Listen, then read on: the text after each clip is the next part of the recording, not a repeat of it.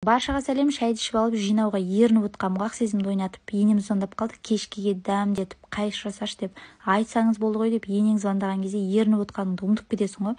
Балаларға осы Настяны қойып бердім да, тез етіп посудаларын тасып, ақ сезімнің қашысын беріп, қарын тойғызып алдым, ато жылап мешайт етеді.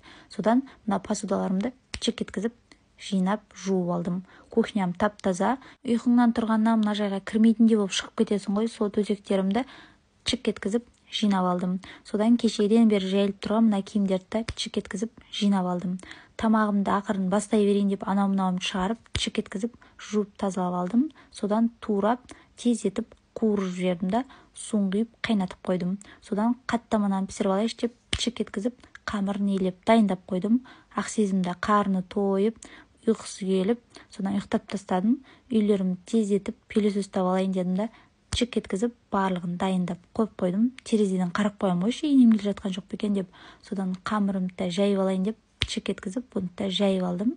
Енем де жұмыстан келді, Ақжанды садиктен ала келген. Сосын үйге анау-мынау продукт алып келіпті. Сосын мен бірдеңені пісірем деп вообще ұмытып кеткенмін ғой. Не деп ойлайсыздар, кім табады екен? Тамағым да дайын болды, өте дәмді шықты. Сіздер бұл тамақты не деп айтасыздар?